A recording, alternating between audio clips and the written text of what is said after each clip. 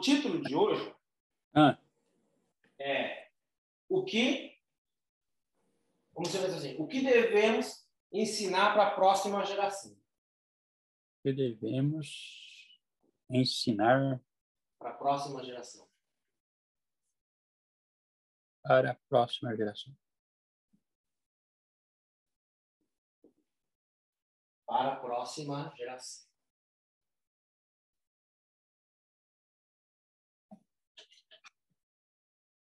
Quem escreveu Deuteronômio foi Moisés. Mas Moisés, ele não estava lá com Abraão. Moisés, ele não estava lá quando Deus criou o céu e a terra. Ele não sabia como é que o povo de Israel chegou a entrar no Egito. Mas ele escreveu tudo isso. Nós acabamos de ler. O que nós acabamos de ler agora aqui, em Deuteronômios, 26, 1:13. do 1 ao 13, é o resumo dos livros que Moisés escreveu. Como é que ele sabia essas coisas? Como é que ele conseguiu escrever? Como é que ele conseguia fazer? É bem simples. Quando nós lemos lá em Êxodo 2, do 1 ao 10, nós vemos que a mãe de Moisés criou ele. A mãe de Moisés deu mamar para ele. Então, naquela época, quanto que foi? No máximo, até 10, 12 anos de idade. Porque naquela época, a criança, ela mamava um pouco até mais, até um pouco mais. No máximo, bota aí 12, 13 anos de idade. A mãe de Moisés, ela ensinou Moisés tudo aquilo que ele escreveu. Isso é muito interessante quando nós vemos isso. Em Gênesis, fala sobre o problema da humanidade, fala sobre a resposta da humanidade. O problema da humanidade e da resposta da humanidade. O homem se separou de Deus e Deus deu a palavra, o caminho. Gênesis 3:15. Deus ele pega e dá o evangelho de cara. Bum! Tá aqui, ó. O filho da mulher, não do homem, da mulher. O que não tem semente do homem, o que não tem pecado. Aquele que vem do Espírito vai pisar na cabeça da cobra de Satanás. E vai resolver.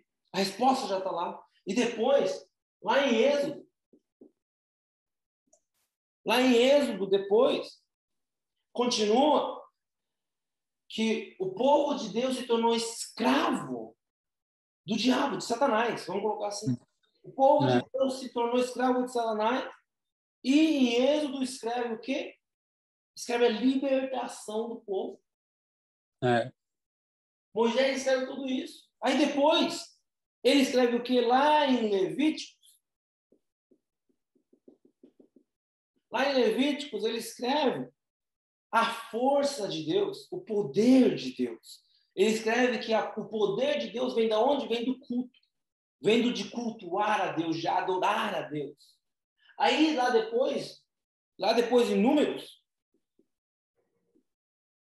ele escreve o quê? Ele escreve a missão do povo de Deus.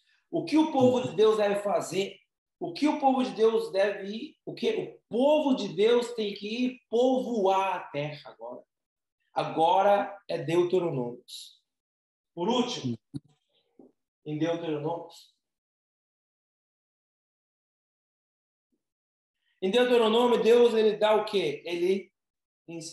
Moisés ele ensina o que deve ser implantado, o que deve ser enraizado e o que deve ser natureza, o que deve ser implantado na próxima geração.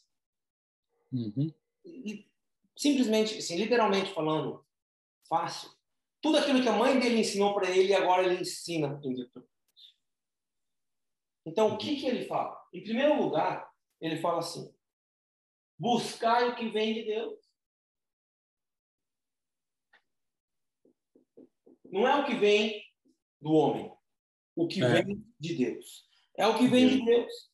O que vem de Deus? O vem de Deus, primeira resposta.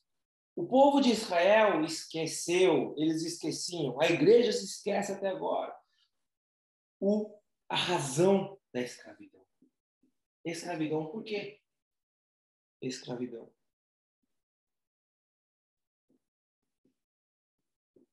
Por que o povo é escravo? Como o povo de Israel esqueceu que eles eram escravos, esqueceu por que eles eram escravos, foi tão tolo o que eles fizeram, que eles falaram assim, vamos voltar para o Egito, lá a gente tinha o quê? Cebola. Poxa, estava comendo carne, pãozinho doce, que é cebola. Aquele povo brasileiro que não era, né? Pode ter certeza que não. Imagina isso. Não podemos esquecer. É isso que devemos pregar para a próxima geração. Para a próxima geração, para as crianças, não somente para as crianças. A gente sabe, Paulo ele não teve filho, então o que Paulo falou? Timóteo, você é meu filho espiritual. Para o Paulo, a próxima geração era todos aqueles que estavam na igreja. Todos. O futuro da igreja era a próxima geração. O que devemos ensinar? O que vem de Deus. O que vem de Deus? A razão da escravidão. E depois não só isso. Não somente a razão da escravidão, mas a razão da libertação também. Libertação. Por que teve que ser liberto? Por que tem que ser liberto do Egito? Até Moisés chegar lá, eles viviam como escravos, mas só que eles comiam, tinha casa, tinha família. Só não ganhavam dinheiro, mas eles podiam viver do jeito que eles quisessem. Então, de uma forma talvez humana, vendo, eram escravos até que não tão ruins. Mas por que eles tinham que ser libertos? Aí Deus ensina para eles por que eles têm que ser libertos. Deus ele ensina o quê? Deus ele ensina através de tudo Gênesis, de tudo ele. Por que eles têm que ser libertos? Porque lá era o reino de Satanás. E Deus tinha feito uma promessa que ia levar eles para uma terra. Que é o quê? A terra que mana leite e mel. Leite e mel. Era a melhor terra do mundo. Até agora. É a melhor terra do mundo. Lá você faz agricultura, lá você fica rico. É verdade. A terra é boa demais. E depois disso, o que devemos ensinar para a próxima geração? O dízimo. O que é o dízimo? Muitas pessoas não entendem aqui, elas param. Muitas pessoas param de vir na igreja nesse momento. E o problema dos líderes da igreja é que não sabem explicar isso para eles. Por que eu tenho que dizimar? Para quê? O pastor trabalha. O pastor não precisa do meu dinheiro. É verdade. Vai usar para quê esse dízimo aí? É verdade. Temos que ensinar para a próxima geração. O dízimo é usado para os levitas. Levita não é só pastor, não. É todo mundo que serve para a igreja. Então, em outras palavras, o dízimo é usado para a igreja. Para o crescimento do evangelho de Cristo Jesus. Se você vai lá e vai pregar o evangelho sem levita. É isso que mudou. Isso é muito importante. O pensamento católico, os levitas é só os padres. Só os padres levitas. E as, como é que fala? As freiras. As freiras. Só elas e eles que são levitas. Mas só que na nossa reforma protestante, mudamos isso. Não é só eles que é. Todos. Literalmente todos aqueles que confessam o nome de Cristo Jesus como seu Senhor e Salvador e aceitam, é levita. Por isso que tem igreja que fala, eu sou levita, eu fico, mas não, todo mundo é levita. O irmão às vezes pega e fala para mim assim, um irmão veio e falou para mim assim, eu falei, irmão, o que você faz na igreja? Ele falou, não, eu sou levita. Eu falei, mas todo mundo é levita. Mas não vai falar isso para ele, porque ele não sabe. Ele não sabe disso. Eles acham que levita é só quem trabalha no louvor. Não faz sentido. Todos são levitas. Então, o dízimo é usado por levita, mas não acaba aí. O dízimo é usado mais por quê? Para os estrangeiros. Mas aí você fala, mas eu sou estrangeiro no Japão. Mas a gente pode trabalhar, né? Olha os irmãos que veio da República Dominicana agora. Eles não podiam trabalhar. Agora parece que talvez resolveram um pouquinho mais. Mas o dízimo foi usado para isso. Cada vez que eles vieram, foi dada uma oferta para eles. Cada vez que eles vieram, então o dízimo é usado por estrangeiro. Aquilo é um exemplo ótimo para a gente entender esse estrangeiro que na Bíblia fala. Os estrangeiros lá em Israel era a mesma coisa, eles não conseguiam trabalho, eles não eram respeitados, eles eram mal vistos. Então o dízimo era usado para estrangeiro. Por que estrangeiro era mal visto naquela época? Porque você ser estrangeiro quer dizer que você teve um problema no seu país e teve que vir para cá. Então, às vezes são pessoas, vamos dizer assim, de níveis mentais baixos. Pessoas exiladas, né? Isso. Pessoas Então, exiladas. chegam lá em Israel naquela época, chegavam lá em Israel, chegavam lá, não conseguiam fazer nada. Aí Deus fala, os estrangeiros. O não crente não entende isso. O não crente ele vai falar assim, mas por que tem que ajudar o vagabundo?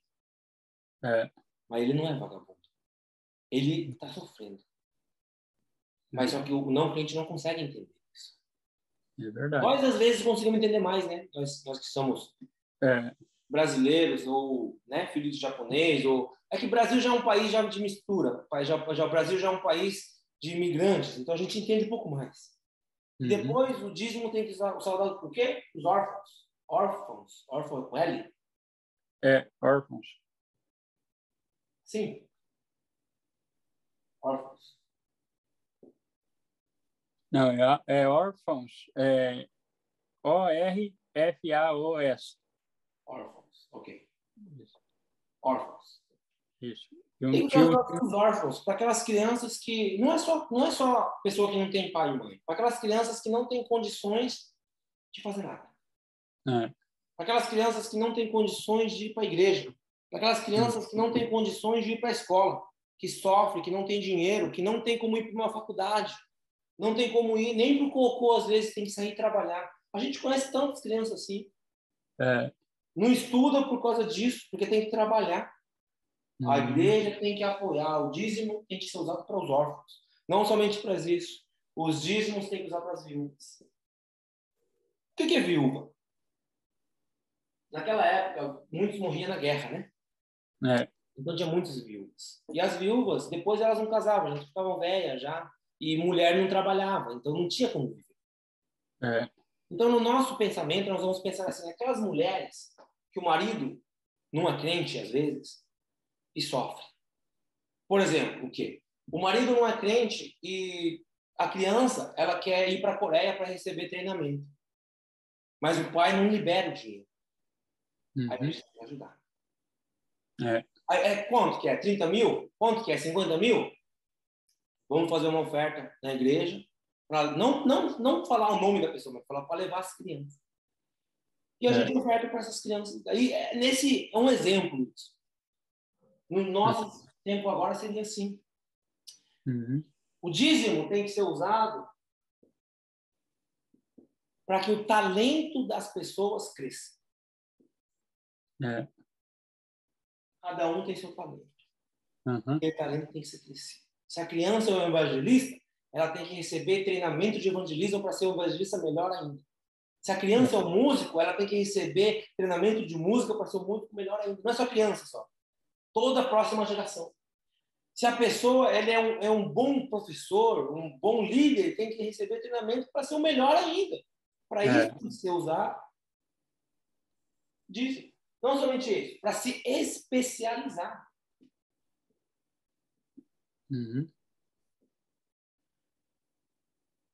Para se especializar naquela área. E não somente isso. Aqui, ó, muito importante essa palavra. Globalização. Nossa, é difícil até de falar. Globalização. Uma pessoa que tem a mente fechada, que é a globalização, tem uma mente fechada, ela não consegue pensar. Ela não consegue entender. Por quê? Porque a mente está fechada. A mente da próxima geração tem que ser aberta. Ela não estou dizendo aceitar tudo. Não estou falando dessa. Tem que ser uma mente que consegue pensar por si própria. Uma mente que consegue ler a Bíblia e entender a Bíblia. Porque muitas pessoas não conseguem. Muitos. 90% do povo não consegue fazer isso. Para quê? O que devemos ensinar para a próxima geração?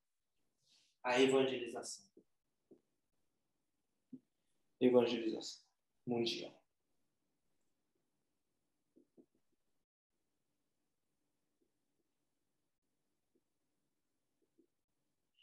Evangelização não é evangelismo. Evangelização não é pregar o evangelho, é diferente. Evangelização é fazer que o evangelho seja o centro daquele lugar. Não importa se o povo que está naquele lugar não acredita. Não importa se são ímpios, vamos falar assim. O que importa é que o centro daquele lugar é o evangelho. Se for uma escola, o que importa é que não importa se os professores são ímpios. O que importa é que o que eles estão ensinando é evangelho. E o que importa é que a escola siga o evangelho. Não importa se os professores são simples, na verdade. Mas tem que ensinar o evangelho. Num trabalho, num lugar, não importa se o povo que estão em volta são simples. O evangelho tem que ser o líder do lugar. O evangelho tem que ser o nível, tem que ser o nível, aquele que vai medir se está certo ou se está errado. A régua tem que ser o evangelho. Isso é evangelização. É um pouco diferente do evangelismo. Às vezes a gente se enganamos muito, mas isso devemos ensinar para a próxima geração. Que a evangelização mundial não é evangelismo. Ela é a mentalidade de evangelho. É o nosso pensar.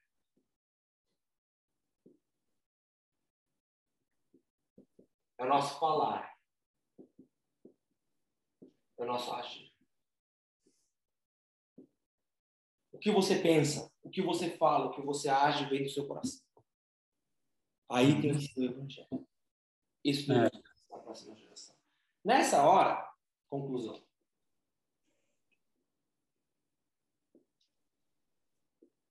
Nessa hora, vem as respostas. Quando Moisés conseguiu ensinar isso para o povo, foi só dois que entenderam. Caleb e Josué. Só. Os outros, ninguém entendeu. Depois, Caleb ensinou alguns, Josué ensinou alguns outros, mas Moisés só conseguiu implantar tudo isso dentro de Caleb e de Josué. Nem foi os seus próprios filhos. É verdade. Veio o quê? Caleb, ele fez o quê? Quando Josué veio e chegou em cima, na frente do monte, e ninguém queria ir lutar, Caleb veio e falou, 40 anos atrás, você lembra o que Moisés falou para mim? Você lembra que Moisés, o servo de Deus, deu essa terra como herança para mim? Eu vou lutar. Eu estou forte ainda, como se eu tivesse 40 anos. Foi a confissão de Caleb. É a resposta. Mas não é uma resposta qualquer que existe. Uma resposta de 100 anos. O que quer dizer isso? Uma resposta que vai durar durante 100 anos. Ela não dura 1, 2, 3, 10 anos. Ela dura 100 anos. Uma resposta que vai começar hoje e ela vai terminar daqui a 100 anos. Essa é a resposta, que é a resposta que vai vir. E quando a resposta de 100 anos chega, o que é? Vamos colocar assim, um sistema. Fez uma igreja, a igreja vai durar 100 anos. A gente conseguiu evangelizar e construir uma igreja naquele local. A igreja vai durar 100 anos. A gente evangelizou e fez uma escola. A escola vai durar 100 anos. Fez um hospital, o hospital vai durar 100 anos. Fiz uma loja, a loja vai durar 100 anos. A gente comprou um terreno, por isso que é importante o terreno. Comprou um terreno, o terreno vai durar 100 anos. Mas não é só isso. Depois de 100 anos, vem a influência. É influência, né? É influência. Influência. A influência, ela não dura só 100 anos, ela dura 1000 anos. Nós podemos ver no Brasil, por exemplo, a influência dos índios duram até agora. Nós falamos o português do Brasil porque foi misturado com tupi, com guarani, com sei lá o que é mais. Nós falamos os nomes dos peixes, os nomes dos rios, tudo do jeito que os índios. Nem existe mais os índios. Os portugueses mataram tudo. E a gente ainda tem a influência deles. É verdade. Portugal não tem mais nada a ver com o Brasil. Mas Brasil ainda fala português. A influência de 100 anos, de 1000 anos. É uma influência que nunca vai acabar. Quando é uma influência eterna. Então, quando vem a influência de 1000 anos, vem a resposta eterna. A gente tem que ensinar isso para a próxima geração. A próxima geração, ela tem que aprender isso. Quem ensinou tudo isso? A mãe de Moisés. Usando a cabeça. Não podemos ensinar para a próxima geração o que é nosso. Porque nós somos pecadores. É verdade. Somos falhos. Devemos ensinar para a próxima geração o que vem de Deus. Porque Deus é completo, Deus é perfeito e Deus é. Amém? Amém. Vamos orar? Vamos. Deus, muito obrigado. Te agradecemos, Senhor Jesus Cristo, pela tua palavra. Que o Senhor possa estar nos abençoando, Pai. Teremos agora um momento de fôramo, meu Pai. Mas no momento de fôramo, Pai, que o Senhor possa estar tocando no nosso coração, enchendo do Espírito Santo. Te pedimos, choramos, agradecendo, Pai, que o Senhor possa estar todo momento nos guiando. Em nome de Jesus Cristo. Amém.